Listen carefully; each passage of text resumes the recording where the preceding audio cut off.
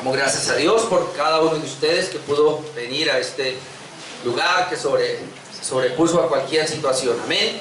Amén. Recuerde que el domingo es el día del Señor. Usted haga todo lo posible, hermano, por no fallar.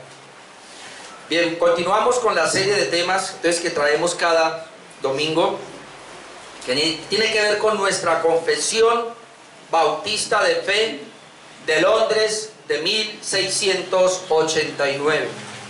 Y ya estamos en el mensaje número 67. Mensaje número 67 de esta confesión. Capítulo 22. Estamos en el capítulo número 22. Hace 8 días veíamos los párrafos 1 y 2. Hoy vamos a ver párrafos 3, 4 y 5. Voy un poco rápido acá, hermano, dado que son temas pues conocidos. Lo importante es por lo menos dejar allí la parte fundamental.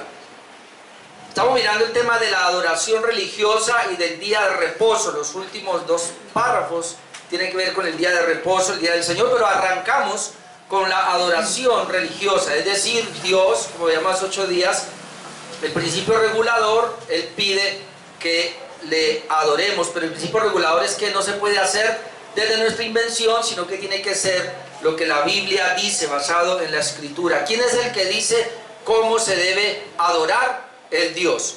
Dios es el que dice cómo se debe adorar, no nosotros. Ese se llama el principio regulador. ¿Dónde lo dice? En su bendita palabra. Es en la palabra de Dios que vemos ese principio regulador.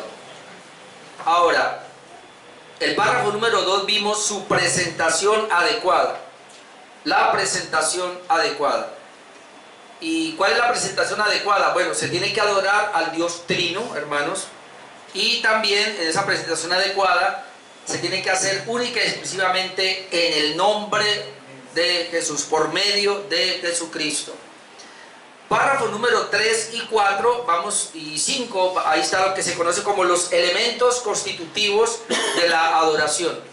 Elementos constitutivos de la adoración.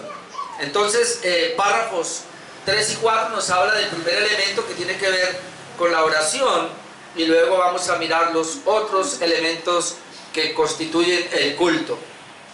Muy importante, aunque ahí nos falta uno, pero ahora lo vamos a mirar. Bien, párrafo número 3 entonces sería la oración a su forma correcta, es la idea. ¿Cómo vamos a orar? Y estamos hablando de la oración obviamente en el culto, cómo se debe orar, la forma correcta de hacerlo. Dice así ese párrafo número 3. Siendo la oración con acción de gracias una parte de la adoración natural, la exige Dios de todos los hombres, pero para que pueda ser aceptada debe hacerse en el nombre del Hijo, con la ayuda del Espíritu, conforme a su voluntad, con entendimiento, reverencia, humildad, fervor, fe, amor y perseverancia. Y cuando se ora con otro debe hacerse en una lengua conocida. Ahí encontramos 6 secciones, y yo voy a ir así rapidito mencionándola. La primera sección tiene que ver cómo Dios exige la oración de todos los hombres. Y es bien interesante porque no solamente los creyentes, sino de todos los hombres. ¿Cuál es la razón por la cual Dios exige que todos los hombres le adoren, que todos los hombres oren al Señor, levanten manos al Señor? Pues porque Él es el creador. Amén. Y un ser finito como nosotros, una criatura, al saber que hay un creador, así no sea regenerado, él, hermano, por la misma naturaleza debe entender que Dios debe ser adorado, que debe adorarlo, que debe exaltarlo y debe clamar a Él, en este caso en oración. Dice en la primera sección, siendo la oración con acción de gracias, es decir, implica que la oración lleva agradecimiento, una parte de la adoración natural, es decir, en el culto tiene que ir la oración, la exige Dios de todos los hombres, la exige Dios de todos los hombres. Mire, sabemos que la mayoría de los hombres ora de una manera indebida, eso lo sabemos, pero aún así, hermanos, Dios exige que el hombre ore. Obviamente orarán mal, orarán a sus dioses, al Dios que han inventado, Pero la Biblia nos habla de esa manera. En el Salmo número 47, versículos 1 y 2, leemos lo siguiente. Salmo número 47, versículos 1 y 2 dice: pueblos todos, ¿sí ven? Pueblos todos, batid las manos, aclamad a Dios con voz de júbilo. Y ahí está metiendo a todos los hombres, deben clamar a Dios, deben hacerlo con voz de júbilo. Porque Jehová el Altísimo es temible. Esa es la razón. Jehová el Altísimo es temible, Rey grande sobre toda la tierra. ¿Por qué todos los pueblos deben proclamar, deben buscar a Dios? Pues porque Él es el Rey grande sobre toda la tierra. El Salmo 100, versículo 1 dice: cantad alegres a Dios, ¿quiénes? Habitantes de toda la tierra. Entonces usted puede ver, hermano, que la oración a Dios, la adoración a Dios debe ser de todos los hombres. Obviamente cuando el hombre adora y Dios lo llama a la regeneración, él se da cuenta que lo hacía mal, entonces ahora él se ordena por la palabra de Dios, pero aún así Dios exige. Número 2, sección número 2, se hace en el nombre de Cristo, la condición aceptable. Porque mire lo que sigue diciendo la confesión de fe. Si bien es cierto que Dios exige adoración y oración de todos los hombres, dice, pero para que pueda ser aceptada, debe hacerse en el nombre del Hijo. ¿Ven? Ahora, ¿qué es lo que nos está diciendo la confesión, hermano? Que así no lo hagan de la manera correcta, el hombre debe orar. Pero el hombre que conoce a Dios por la regeneración lo debe hacer de manera correcta. Y entonces la manera correcta, dice acá, para que pueda ser aceptada, debe hacerse en el nombre del Hijo. En el nombre del Hijo. Ahora, esto no quiere decir que usted cuando va a orar, porque mucha gente dice, bueno, yo tengo que orar y lo tengo que hacer en el nombre. Mi oración debe llevar en el nombre. O por lo general terminamos la oración en el nombre de Jesús. Amén. Eso no es lo que está implicando. Eso no es lo que quiere decir. Porque cualquiera dice amén hoy día. Cualquiera dice en el nombre de Jesús porque ha leído la Biblia o de pronto ha escuchado por ahí un mensaje. No, hermano. En el nombre de Jesús implica que la persona está en Jesús. Es uno con Él. Está unido a Cristo. Ese es en el nombre, porque el nombre en sí es la autoridad. Pudiéramos decir, en la autoridad del Hijo de Dios. Es decir, todos los hombres oran al Señor, pueden orar a Dios. Pero hermano, esa oración no va a llegar a Dios. ¿Cuál será la única oración que llega a Dios? La que va en el nombre de Jesús. Recuerde lo que Jesús dijo: este es mi Hijo amado, en el cual tengo complacencia. Acuérdese, ¿quién fue Moisés? Dios mismo habló de Moisés y dijo: nadie como él. No hay otro hombre tan manso como Moisés. ¿Quién fue Elías? Tremendo, que hasta el Señor se lo llevó, hermano. Carros de fuego que vinieron y dice que él se lo llevó. Ahora, cuando Jesús se transfigura, ¿quién aparece ahí? Moisés y Elías. Ahora, la representación ahí, y tenemos que tenerlo, es porque eso tiene que ver con Hebreos 1. Porque en Hebreos 1 dice que Dios, habiendo hablado muchas veces en otro tiempo a los padres por los profetas, y de muchas maneras en esos posteriores días nos ha hablado por el Hijo. Ahora, Moisés está representando la ley, Elías está representando a los profetas. Podríamos decir, todo el antiguo pacto se encuentra con Jesús en la transfiguración, y ellos vienen y le entregan ahí a Jesús, en este caso todo lo que es la profecía. Y ahora la profecía es el Hijo. Él es la palabra encarnada, es Jesucristo. Por eso, cuando están ahí los discípulos, ¿no?, contentos, ay, aquí está Moisés, aquí está Elías y aquí está Jesús, hagamos 3 enramadas, se desapareció la transfiguración, lo que ellos alcanzaron a percibir allí se desapareció. Pero antes hay una voz que viene del cielo y dice: este es mi Hijo amado, a él oíd. ¿Estaba oyendo a Moisés? ¿Estaba oyendo a Elías? Ahora va a oír a mi Hijo. Y cuando Él se está bautizando, dice: Él es el cual tengo complacencia. Es decir, mi amado hermano, el Señor Dios no se complace de nadie, absolutamente de ningún ser humano, solamente de aquel humano perfecto, Jesucristo, el Dios que se hizo carne. Entonces, los que estamos en Cristo, los que hemos sido regenerados, por eso aquí sí, la regeneración, el nuevo nacimiento es vital, porque usted puede estar en este lugar sin regeneración, su oración, su adoración no subió, no llegó, o como decimos, no pasó del techo.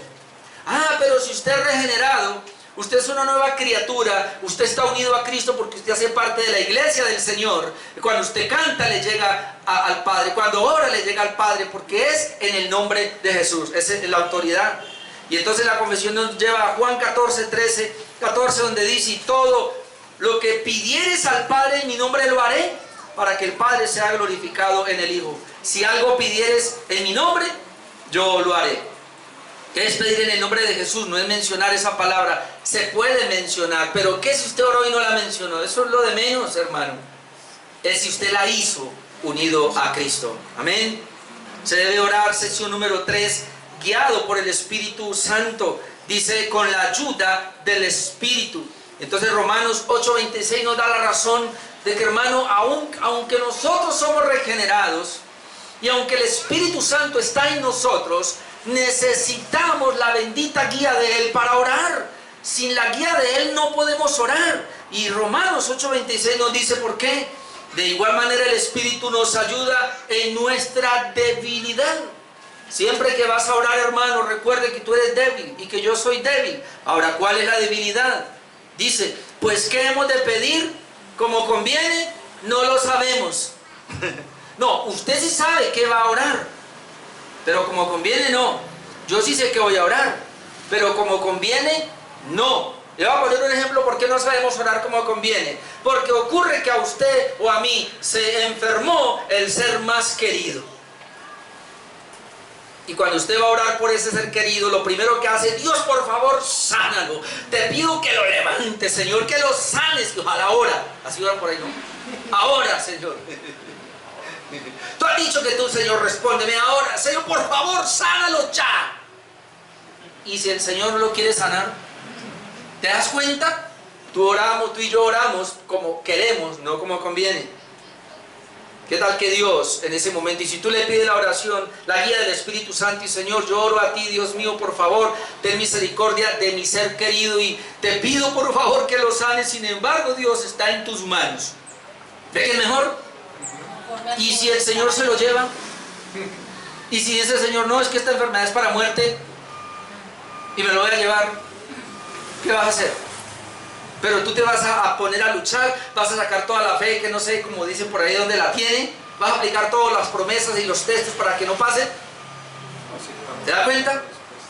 Necesitamos orar con la guía del Espíritu Santo, porque no sabemos orar como conviene, no lo sabemos, pero el Espíritu mismo intercede por nosotros con gemidos indecibles. Él nos ayuda, hermano, en la oración. Ahora, esa oración, en cuarto lugar, o la sesión número 4 acá, debe ser hecha conforme a la voluntad de Dios. Dice, además de que debe ser guiada por el Espíritu Santo, debe ser conforme a su voluntad, dice la confesión. Y entonces nos vamos a primera de Juan 5:14, porque ahí está. Y esta es la confianza que tenemos en Él, que si pedimos alguna cosa conforme a su voluntad, Él nos oye. Ahora, ¿cuál es la implicación? Que si tú y yo oramos algo que no es acorde a la voluntad de Dios, pues no nos oye. Hermano, el hecho de que sea en el nombre de Cristo no es suficiente.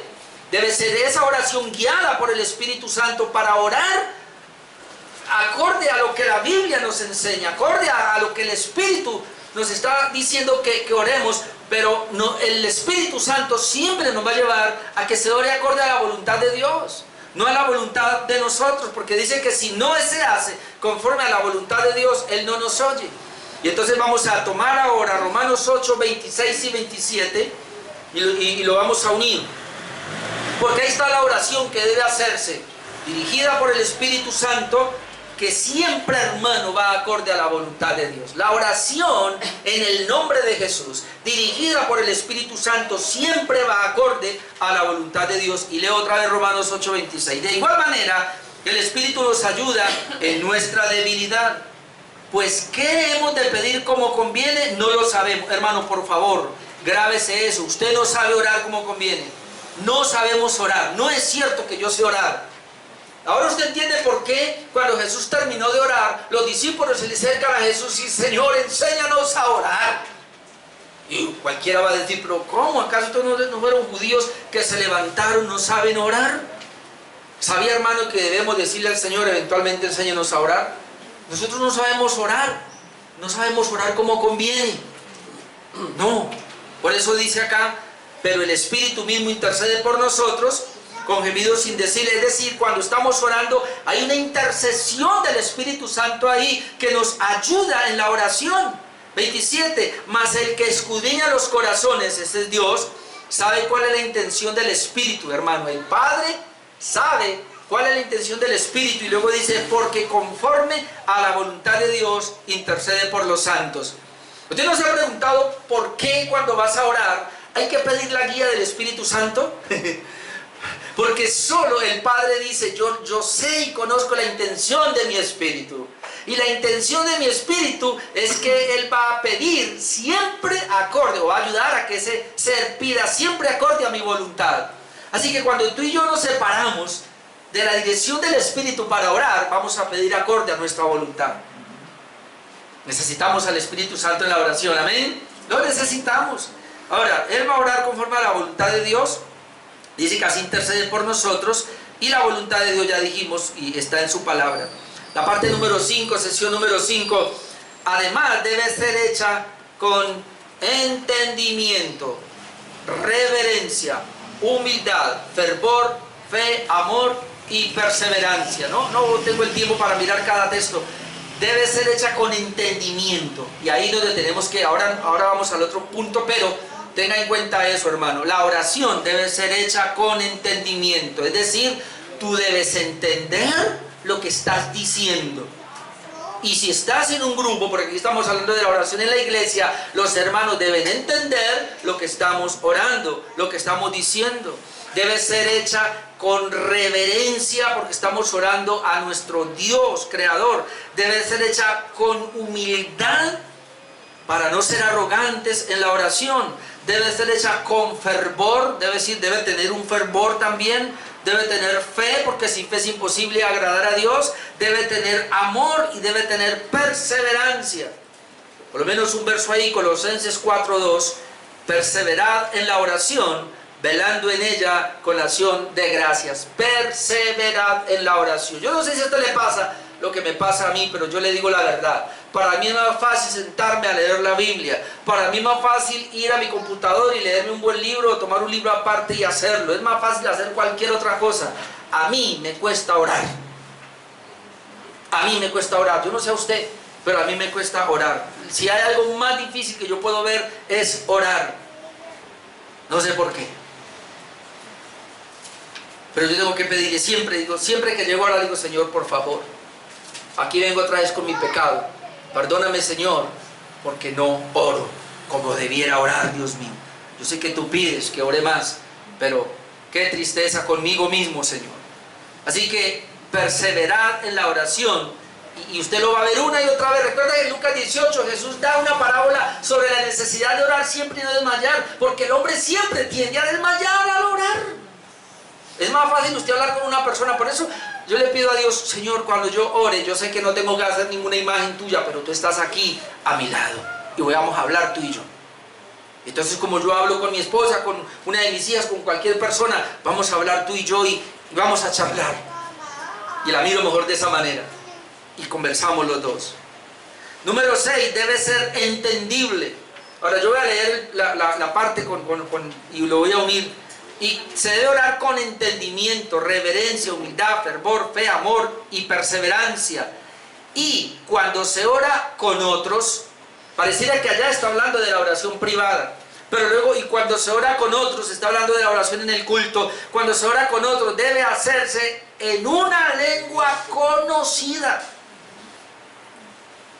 ¿Y por qué estos puritanos metieron que debe hacerse con una lengua conocida? ¿Implica esto entonces que la oración que yo hago en secreto puede ser en una lengua desconocida? y que lo que la confesión está diciendo es que cuando yo oro con otros, debo hacerlo en una lengua conocida. No, esa no es la implicación, hermano. Lo primero que quiero dejar claro acá es que no creemos que estos reformadores puritanos del siglo XVII, cuando redactaron esta confesión de fe, estén pensando que haya una lengua desconocida por ahí, en la cual pudiéramos orar, como el apóstol Pablo, ya vamos a ir allá, lo menciona. ¿Por qué? Porque los puritanos, hermano, ellos creían que el hablar en lenguas era un don que fue dado como fundamento, como establecimiento, en este caso del canon. Ellos ahí, todos los puritanos, todos los reformadores, siempre han creído, y como creemos nosotros, en el cesacionismo. Es decir, que hubo unos dones, como 5 dones, que cesaron. Es decir, ya no los necesitamos ahora, que funcionaron en el tiempo apostólico y profético. Funcionaron, hermano, mientras se daba el canon. Una vez establecido el canon, ya no había necesidad de esos dones, y entre esos está el don, en este caso, de lengua desconocida. Ahora, ese don de lengua desconocida es una lengua, no es un balbuceo. Era que eventualmente en una reunión, y en Corintios 14, usted puede ir a mirar allá, alguien podía hablar en una lengua desconocida y orar en una lengua desconocida, pero porque había gente allí de esa misma lengua. No está hablando aquí de balbuceos. Entonces, lo primero que tenemos que entender es que no se refieren a aquellos como que daban por un hecho que secretamente se podía orar en lenguas y que en el público no. Eso no es lo que están diciendo. Aquí por lo menos apuntamos a 2 cosas. Primero, hay que entender el contexto de la redacción de la confesión. Recuerde que en ese tiempo la misa se hacía en latín. La Biblia se leía en latín. Se oraba en latín. Así que el pueblo que estaba allá no entendía ni pío. Entonces ustedes tienen que orar en lengua conocida. Pero también yo creo que tiene que ver con el entendimiento del cual arriba se hace. Porque, si, hermano, a veces hay predicadores y también hay gente que ora, pastores, teólogos que oran, que para nosotros es una lengua desconocida, porque lo hacen en unos argumentos teológicos que usted y yo no entendemos. Como digamos esta mañana aquí, no puedo yo orar sin explicarnos, Señor, que yo no vaya a ser dispensacionalista, Señor, ¿y eso qué es? ¿Qué está hablando? Señor, yo soy amilenarista, Señor amado, y comienzo a hablar, ¿qué es eso? Entonces, hay predicadores así, como gente que ora de esa manera. Hay que tener cuidado con eso, y más bien que sea algo que sea conocido, que sea acá. Ahora, la confesión obviamente nos lleva a 1 Corintios 14, y le voy a leer 1 Corintios 14, versículos 18 al 19. Ahora, ¿dónde está ubicado Corintios? 1 Corintios 14, hermano, en el ejercicio normal del don de lenguas. Para ese entonces el don estaba en vigor. Por eso mucha gente le va a sacar los textos. Cuando hay un profeta, usted dice que no hay profetas hoy día, pero mire, el profeta Agabo. Usted dice que no había más apóstoles, pero mire, aquí dice que este era apóstol en el sentido de que ser enviado. Es que, hermano, la palabra apóstol, obviamente hubo más apóstoles fuera de los 12. Pero cuando hablamos del fundamento apostólico, estamos hablando solo de los 12. Hubo otros por allí porque la palabra apóstol es enviado. Pero entonces, en ese tiempo existía, y cuando usted lee la Biblia, pero mire que él profetizaba, pero mire que aquí se hablaba en lengua, hermano, porque el canon todavía no estaba, y en ese momento está el apogeo de los dones de fundación, de fundamento. Así que nada de nervios. Pablo tiene que hablar precisamente de ese don en Corinto, porque había un abuso del don de lenguas. Y entonces por lo menos leamos estos 2 versículos. 1 Corintios 14, 18 y 19. Pablo dice aquí: yo doy gracias a Dios que hablo en lenguas más que todos vosotros. Pablo hablaba en lenguas, obvio, porque él necesitaba recibir de Dios. Él iba con el evangelio a muchas partes y en muchas ocasiones habló en lenguas para dar el mensaje. Ojo, no balbuceos, sino lenguas, idiomas. Es un don que Dios le dio al apóstol Pablo, y él pudo ir y hablar en otro tipo de lenguas porque Dios le daba la capacidad. Pero miren lo que él dice, pero en la iglesia, estamos hablando del culto, prefiero hablar 5 palabras con mi entendimiento para enseñar también a otros que 10.000 palabras en lengua desconocida. Entonces lo que Pablo está diciendo es, en el culto hay que orar con entendimiento. Y por eso la confesión toma ese. Ahora vuelvo porque alguien va a decir, se da cuenta que sí se puede orar en lenguas en secreto, porque Pablo dice que él oraba en lenguas. Pero un momentico, otra vez, hermano. Cuando el canon realmente es difícil aquí, pero creo que por el año 200 más o menos. Digámoslo que hasta el 180 o al 200 después de Cristo, es decir, prácticamente en el siglo III, finales del siglo II, principios del siglo III, es que, hermano, se da la constitución del canon. Pero ya, ahora, el último que escribió, como lo hemos dicho aquí, fue el apóstol Juan. Y el apóstol Juan escribió en el año 95. Así que prácticamente el canon hasta el año 95 ya se establece, estaba regado por toda parte cuando se constituye en el año 200, pero en el año 95 fue el último de los apóstoles que escribió, que fue el apóstol Juan. Así de que hasta ahí se podía hablar en lenguas, hasta ahí estaban vigentes estos dones, pero una vez el último escribió, ahí cesó. Así que Pablo habló en lenguas prácticamente todo el tiempo. Esto nos lleva a otra doctrina, la doctrina del cesacionismo, que le va a tocar a usted investigar, o más adelante lo podemos mirar en una clase. Ok, entonces la oración se hace en el nombre de Jesús, la oración se hace bajo la guía del Espíritu Santo, la oración se tiene que hacer, hermano, bajo la voluntad de Dios, pero también se tiene que hacer entendible, esa es la idea. La confesión lo que le importa es que sea entendible, no tanto esto de las lenguas. Párrafo número 4. Ahora, la oración, pero sus restricciones, porque la oración tiene sus restricciones, y aquí la da. Y hay por lo menos 2, una positiva y una negativa. Dice, la oración debe ser por cosas lícitas y a favor de toda clase de personas vivas o que vivirán más adelante, pero no a favor de los muertos ni de aquellos de quienes se pueda saber que han cometido el pecado de muerte. Entonces, la parte positiva, se debe orar lícitamente y por los vivos. Cuando dice aquí que la oración debe ser por cosas lícitas, hermano, otra vez, tenemos una forma de orar. Tenemos una manera de orar. Lo dice la palabra de Dios, en el nombre de Jesús, bajo la guía del Espíritu Santo, la voluntad de Dios. Pero ¿cómo hacemos para orar algo que el Señor nos haya dado como lícito en la oración? Hay un modelo de oración, mi amado hermano, para orar, que es el Padre Nuestro. Es decir, nosotros no deberíamos inventar la oración, porque el Señor nos dejó un modelo de oración. Toda oración que tú y yo hagamos, aún acá, debería ser guiada por el Padre Nuestro. Y ahora, ¿dónde arrancamos? Cuando usted va a orar, ¿dónde arranca, hermano? ¿Con usted o con Dios? Porque el Padre Nuestro nos dice cómo hay que hacerlo. Note que la oración arranca. Ustedes cuando oren, oren así. La oración del Padre Nuestro no es una oración, no es la oración de Jesús. El Padre Nuestro es un modelo de oración, o digámoslo mejor, el modelo de oración, porque la oración de Jesús está en Juan 17, pero el Padre Nuestro es el modelo de oración. Por eso cuando ustedes oren, oren así, y hay que ponerle cuidado a Cristo, hermanos. Y hay que orar como Jesús nos enseñó a orar. ¿Cómo? Padre Nuestro. Tenemos que dirigirnos al Padre, tenemos que santificar su nombre, tenemos que orar para que tu reino venga, tenemos que orar para que se haga la voluntad de Dios. ¿Te das cuenta? La oración primero tiene que ver con Dios, con su reino, con su iglesia, con la voluntad de Dios. Y después tiene que ver conmigo. Ahora sí, el pan nuestro de cada día, dánoslo hoy, perdona nuestros pecados, líbranos de caer en tentación, líbranos del maligno.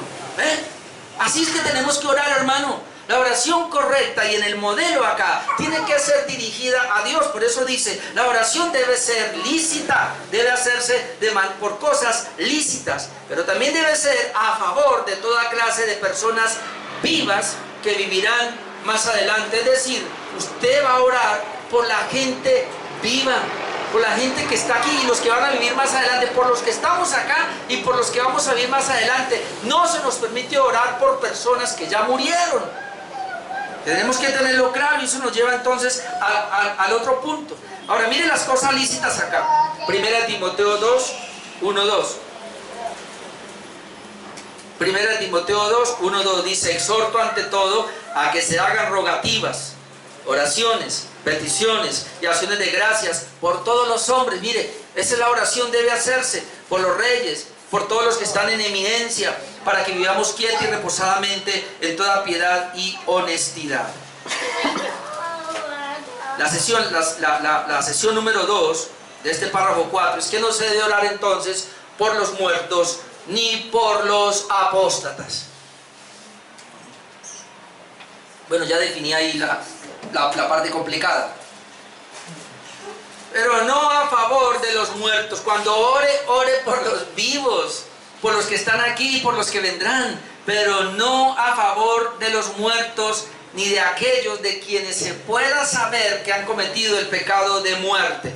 Hermano, no se debe orar por los muertos. Recuerde que esta confesión se ha redactado precisamente en todo ese caos que había de la iglesia católica, donde ellos, hermano, enseñaban a orar por los muertos. Y prácticamente la enseñanza de ellos se apoya en un material apócrifo que ha existido. Aún antes de la venida de Cristo hubo unos libros apócrifos por allá que enseñaban de alguna manera a orar por los muertos. Pero la Biblia no nos enseña a orar. ¿Y cuál es el argumento principal, hermano? La razón es que nosotros no podemos tener comunión con los muertos. Y eso lo dice en Lucas 16, 24. Vamos a ir allí un momentico. Lucas 16, 24. Lucas 16, 24. Entonces él, dando voces, aquí está hablando del rico que está en el infierno. Lázaro fue al seno de Abraham. Dice que entonces él, es decir, el rico, dando voces, dijo: Padre Abraham, ten misericordia de mí. Note lo que le dice: y envía a Lázaro para que moje la punta de su dedo en agua y refresque mi lengua, porque estoy atormentado en esta llama. Entonces uno ve que, y esta es una parábola, ¿no? Pero vemos que él está intercediendo ante Abraham para que de allá, del seno de Abraham, pueda venir Lázaro que está allá y venga al infierno donde él está. ¿Y qué le pide? Tan solamente moje el dedo en agua y lo ponga en mi lengua. 25. Pero Abraham le dijo: hijo, acuérdate que recibiste tus bienes en tu vida y Lázaro también males. Pero note acá: pero ahora este es consolado aquí y tú atormentado. Además de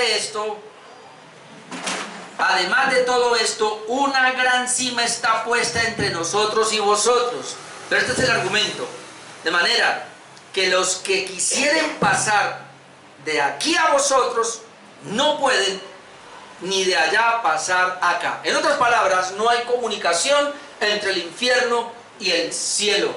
No hay comunicación entre los vivos y los muertos. No podemos atravesar esa barrera. Nadie puede venir de allá para acá, ni de aquí podemos ir allá. Así que la intercesión por los que han muerto no se puede. Pero la Iglesia Católica enseñaba: se puede orar por aquellos que han muerto, porque ellos están en el purgatorio. El limbo son los niños, ¿no? Ellos están en el purgatorio. Es decir, los católicos creen que a la larga todos vamos para el purgatorio. Eso es lo que ellos creen. Y allá purgamos, por eso se llama purgatorio. Pero si aquí la gente que está viva comienza a darle platica a la Iglesia Católica, ora por ellos, le hacen misas y todo eso, por eso hacen misas y todo eso. Algunos de aquí se les volvió a ser querido y al mes querían ir a hacer misa, o al año fueron hermano, eso es catolicismo, arrepiéntase si hizo eso. ¿Cuánto hace que murió mi papá? 3 años. ¿Como 3 años? Allá quedé yo, para no me asomo. Qué pena, pero así es. Todo ser familiar mío que ha muerto, lo llevamos allá, enterramos su cuerpo, allá quedó, y ni siquiera arrimo por allá a requemar huesos ni nada. ¿Qué hacen con eso? Usted me dirá que soy muy cruel, pero ahí no hay nadie ya. Desde el mismo momento que murió, ya lo que veo es un cadáver ahí. Ahí no está la vida. El ser que estaba en ese cuerpo está en la presencia del Señor si fue salvo. Y yo ya no tengo más comunión con Él. Para nada. Pero usted sí va y le hace más. los 7 días de no sé qué, los 9 días de no sé qué, el año de no sé qué. ¿Qué es eso? Eso es tradición católica. Como que si él tuviera contacto y fuera eso, perdóneme hermano, perdóneme que sea tan, no sé, pero va a la tumba, lleva 1 año, 2 años y va y visita la tumba y, ¡ay, Dios mío! ¿Quién hay allá?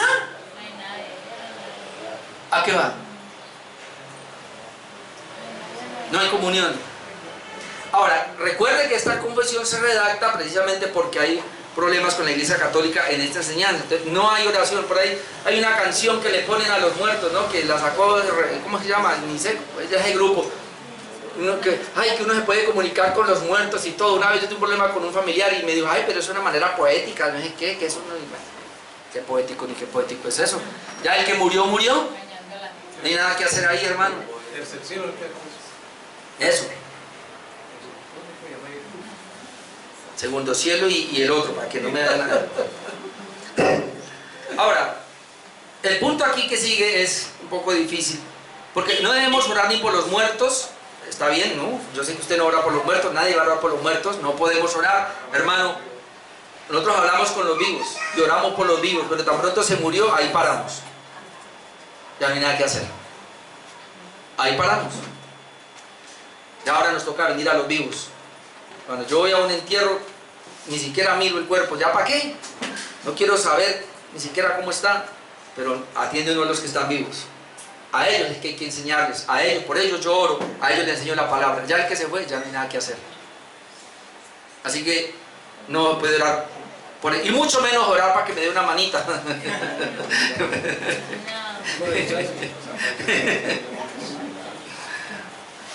Ahora viene esto, dice, ni tampoco debemos orar por aquellos de quienes se puede saber, por aquellos de quienes se pueda saber que han cometido el pecado de muerte. El pecado de muerte, hermano, lo encontramos en 1 de Juan 5, 16, 17. 1 de Juan 5, 16 y 17. Dice, si alguno viere a su hermano cometer pecado, que no sea de muerte.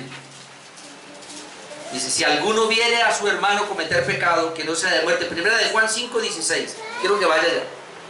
1 de Juan 5, 16. Si alguno viere a su hermano, es un hermano, cometer pecado que no sea de muerte. El hermano puede cometer un pecado que no sea de muerte. Dice, pedirá a Dios, pedirá, y Dios le dará vida.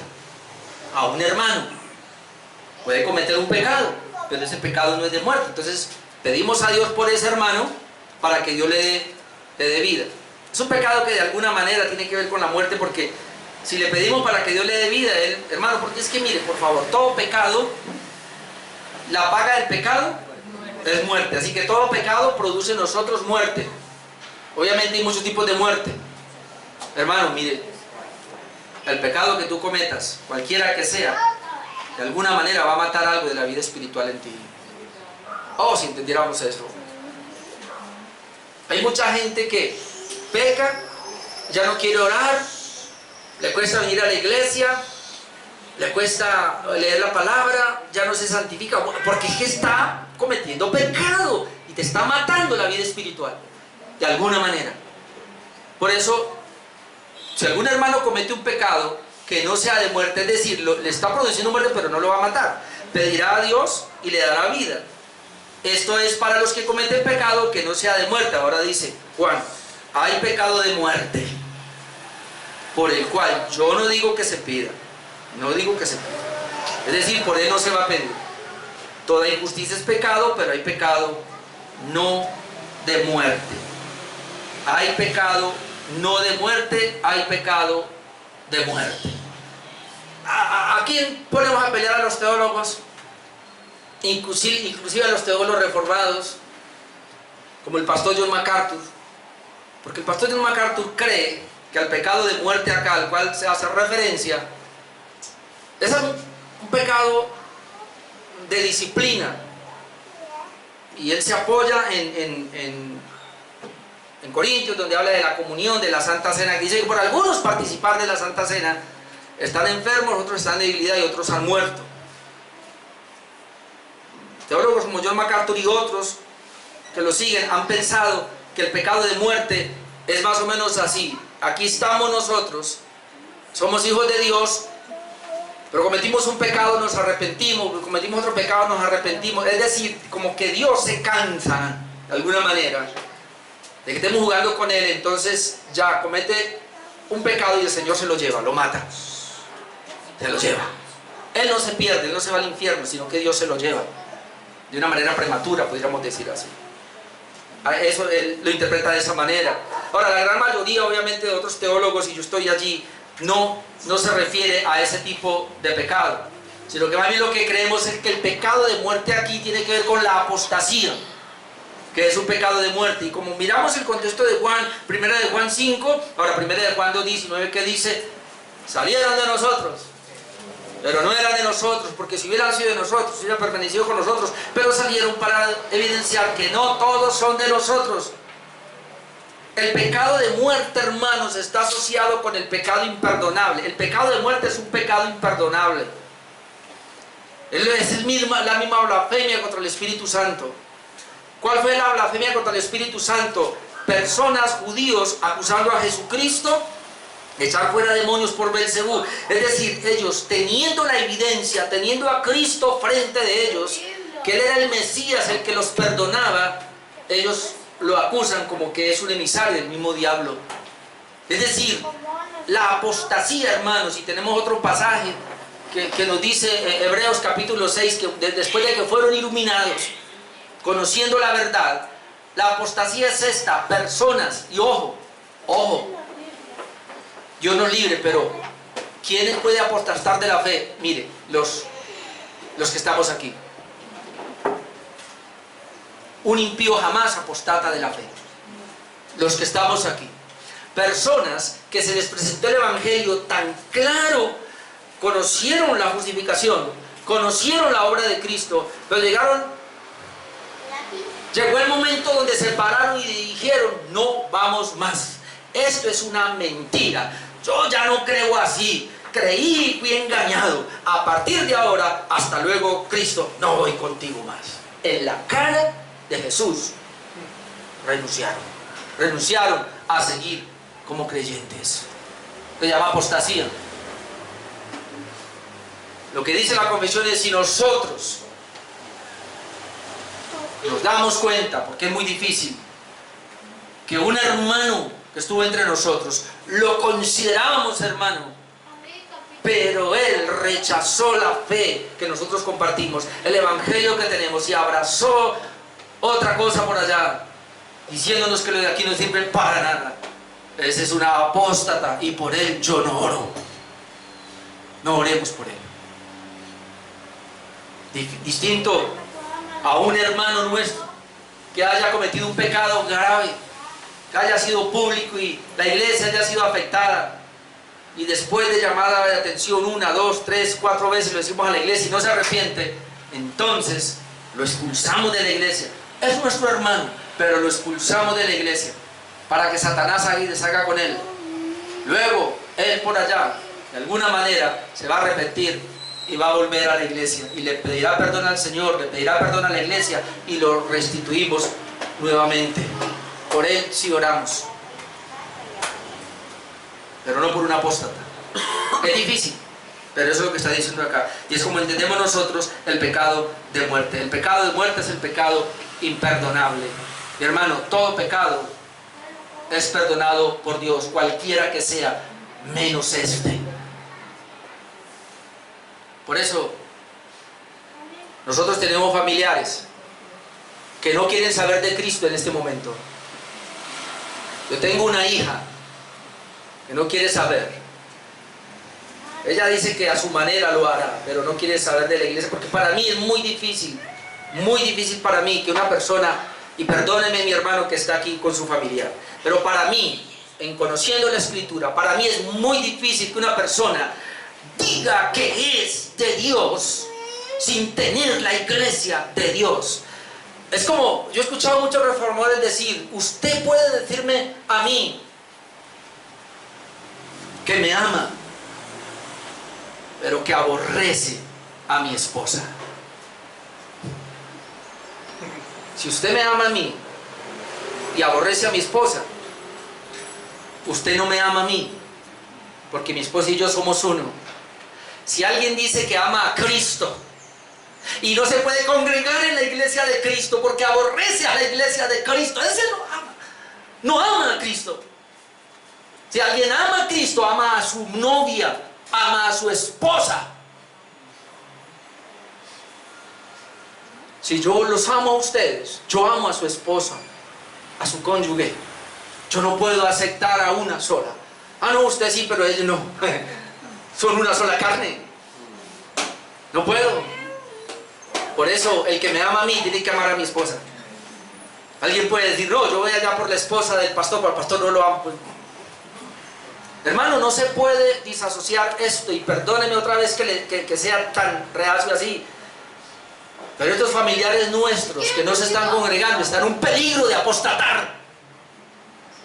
Están en peligro de la apostasía, porque puede ser que más adelante, y Dios no lo quiera, ya no quieran definitivamente volver y se pierdan ahí, se mueran ahí y se van para el infierno, porque conociendo la verdad apostataron.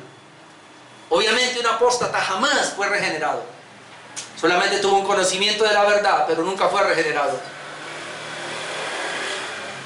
Mientras más yo conozco la palabra, mientras más conozco el evangelio, ¿cómo no amar a mi Salvador, hermano? ¿Cómo no amar a aquel que me dio la vida? Y si yo lo amo a Él, amo las condiciones de Él, que es la iglesia que Él dejó. Servir en la iglesia.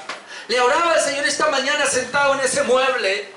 Padre, te pido 20 años más de vida si me los quieres dar, pero dámelos en salud buena, porque quiero predicarte hasta los 80. No quiero quedarme por ahí. Si tú me das salud, mi papá, yo le decía al Señor, yo quiero predicar, pero ayúdame a conocer mejor la doctrina para enseñarla mejor. Así se me enoje la gente. Pero tus familiares, tus amigos que conocieron al Señor, hicieron parte de la iglesia. Yo conozco mucha gente que fueron pastores, ministros de alabanza, que fueron líderes de la iglesia y todo. No quieren saber de la iglesia. Ojo, porque pueden llegar a la apostasía. Y perdónenme, pero aquí hay gente que son casi como mi hermano el mayor. 3 meses consagrado al Señor, 1 año por fuera. 3 meses con el Señor, 1 año por fuera. Y así lleva toda la vida. Peligro de apostasía. Eso es apostasía. Que Dios tenga misericordia. Pero con Dios es todo, mi hermano. Si tú conociste a Cristo, te metes con toda. Con el Señor es todo o nada. El Señor dijo, el que conmigo no recoge, desparrama. La Biblia registra que Él no quiere tibios. O lo prefiere frío o lo prefiere caliente. Pero con el Señor es todo. No juguemos al cristianismo, no juguemos al evangelio, hermano. Si te arrepentiste, te arrepentiste. Y vamos a caminar en santidad ahora en adelante. ¿Y por qué estoy hablando así? Por la apostasía, hermano. Último párrafo número 5 y termino. 10 minuticos, 5 minutos, tranquilo. Ahora nos habla, el párrafo número 5 nos habla de los demás elementos constitutivos de la oración. Aquí no se necesita solo mencionarlos. Yo había sacado un versículo de cada uno, pero leámoslo nomás. ¿Cuáles son los elementos que constituyen el culto? Comenzamos primero con la oración, de vital importancia, y le dedicamos todo el tiempo. Pero hay otros acá, que luego vamos a seguir hablando de ellos. La lectura de las Escrituras, muy importante. Ocúpate de la lectura, le decía Pablo a Timoteo. Número 2, la predicación y la audición de la palabra de Dios. Pablo le dice a Timoteo que predique la palabra, que dices a tiempo y fuera de tiempo. En el culto, ¿qué tenemos que hacer? Tenemos que orar, por eso venimos primero a orar. ¿Qué tenemos que hacer? Tenemos que leer la palabra, por eso la hemos leído. Ahora esto sí yo no sé. Aquí a veces no la leíamos, a veces la leíamos una vez, ahora estamos leyéndola 2 veces. Hay iglesias donde todo el tiempo la están leyendo, 7 veces pasan a leerla. Bueno, eso ya depende de cada cual, pero por lo menos aquí tenemos lectura de la palabra. La predicación, hermano, es vital, y aquí se le da el mayor tiempo del culto, es para la predicación de la palabra. El mayor tiempo del culto. La amonestación mutua, pues porque la Biblia dice que además de la predicación de la palabra, y habla de la audición. Hermano, esto es tan importante. El pastor José Michelén lo decía. Así como el pastor debe prepararse para predicar, la iglesia debe prepararse para recibir ese mensaje. Míreme, hermano, la razón por la cual muchos no reciben el mensaje en la misma dimensión es porque no vienen preparados. Y tenemos que prepararnos para el culto. Tenemos que prepararnos para venir a escuchar la palabra desde el mismo, toda la semana. Pero el último día, ¿qué hace usted acostándose a las 11 de la noche? Y eso que dije anoche a las 9:30 yo ya estaba acostado, porque sabía que me levantaba antes de las 5 de la mañana. ¿Qué hace usted acostándose a las 12? A veces me da por chismear por ahí. Y fulanito de tal, que es un hermano aquí de la iglesia, última vez 1:30 de la mañana, o no duerme o no se ha acostado. Y no lo digo por usted, hermano Yaso, no sé qué problema tendrá, pero hay gente que viene aquí así como el hermano Yaso, no, y a cabecear. Si usted quiere recibir un mensaje, bueno, lo va a recibir, más bien que le edifique y que usted lo asimile para usted, hermano. Prepárese desde el día anterior. Mañana es culto, Señor. Me acuesto tempranito, mi Padre, y oradito, Señor. Y me levanto temprano a orar hasta que llegue a la iglesia. Y voy tempranito a la iglesia para seguir orando con el pastor. Y te alabamos, Señor, porque es el día del Señor, es el culto para Dios. Pero algunos se levantan, acuestan tarde para no venir al culto. Amonestación mutua, la instrucción y la amonestación los unos a los otros por medio de salmos, himnos y cánticos espirituales. El cantar con gracia en el corazón al Señor, como dice Colosenses 3:16. La palabra de Dios mora en abundancia en vosotros, enseñándoos, exhortándoos unos a otros, en toda sabiduría, cantando con gracia en vuestros corazones al Señor con salmos e himnos y cánticos espirituales. Otra parte importante, sesiones 4 y 5, el bautismo y la cena del Señor. El bautismo, por si hay que bautizar a alguien, pero la cena del Señor, hermano, y le voy a traer aquí, mire, el culto, en el culto tiene que hacerse como un elemento constitutivo la Santa Cena, la comunión. Hay iglesias donde no lo hacen y es triste. Le voy a leer 1 Corintios 11:20. En 1 Corintios 11:20 dice: ¿cuándo pues os reunís vosotros? ¿Sabe que yo no había visto ese versículo? Claro, porque yo decía, pero Señor, yo hago la cena, pero yo necesito un versículo que me diga que hay que hacerlo en cada culto. Y lo encontré.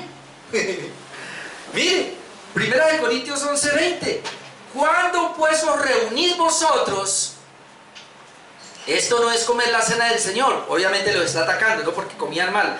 Pero ¿cuándo comían la cena? Cuando se reunían. Cuando os reunís vosotros, esto no es comer la cena del Señor. Versículo 26. Así pues, todas las veces que comieres este pan y bebieres esta copa, la muerte del Señor anunciáis hasta que Él venga. ¿Cuándo es que comen el pan y la copa? Cuando se reúnen. Cuando se reúnen. Obviamente no lo hacemos entre semana, pero el domingo. ¿Y por qué el domingo? Porque Hechos 27, el primer día de la semana, reunidos los discípulos para partir el pan. El primer día de la semana, otro texto clave, reunidos los discípulos para partir el pan. Ahí está hablando de la comunión. Por eso, hermanos, como yo vengo de una iglesia arminiana por muchos años, ¿cuántos años? A ver, como 17 años, participaba de la mesa cada mes. Y ahora, hermanos, no sé cuántos llevamos aquí, como 5 años, no sé, participando, hermanos, de la mesa. Cada domingo es una bendición, hace parte del culto, hermano.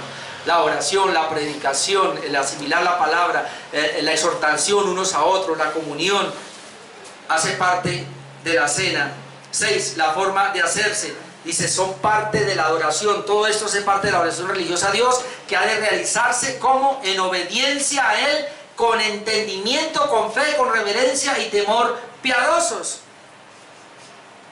Y la última parte, otras actividades ocasionales. Además está la humillación solemne con ayunos y las acciones de gracias, pero note acá, en ocasiones especiales han de usarse de una manera santa y piadosa. Es decir, esto de ayuno y estas oraciones se pueden hacer en un momento especial. No está constituido dentro del culto, pero de alguna manera el pastor puede, por alguna razón, encontramos algo y queremos, entonces ¿qué hacemos? Invitamos a la iglesia a que vengan y ayunemos.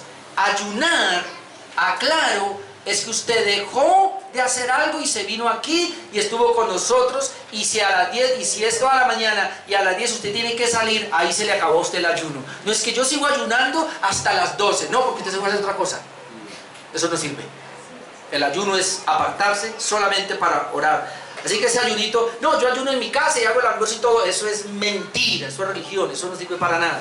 Ah, que yo ayuno y voy para el trabajo y estoy en ayuno, mentira. El ayuno es cesar de hacer una actividad para dedicarse. Sí, eso va a aguantar hambre, para dedicarse a hacer. Y termino con esto ahora sí. Hay otro que no aparece aquí, pero que está, las ofrendas. Las ofrendas y el diezmo hace parte de las ofrendas. Hay gente que se confunde. Una vez yo hablaba con él y me decía, no, en el Nuevo Testamento se ofrenda, las ofrendas. ¿Y qué es el diezmo? ¿No es una ofrenda? Alabanza, una ofrenda a la vida. ¿Una ofrenda? ¿Cuál es el problema? Primera de Corintios 16, 1, 2, aunque esto es para, lo habíamos visto el miércoles. En cuanto a la ofrenda para los santos, era una ofrenda especial. Hacer esto también de la manera que ordené las iglesias de Galacia. Cada primer día de la semana, cada uno de vosotros ponga aparte de algo, según haya prosperado, guardándolo para que cuando yo llegue no se recojan entonces ofrendas. Aunque esto tiene que ver con una ofrenda especial, el apóstol Pablo dice que se haga cada primer día de la semana, dando a entender que allí era que se recogían las ofrendas para la iglesia, y en ese mismo momento, en ese mismo, digamos, espacio, también se iban a recoger las ofrendas para enviar ayuda a Jerusalén, para no abrir otro grupo por ahí, sino que ahí mismo, en ese mismo, iba a encajar todo lo que se fuera a recoger en dinero. Entonces estos son los, lo que tiene que ver con el culto, hermanos, a los elementos para un culto.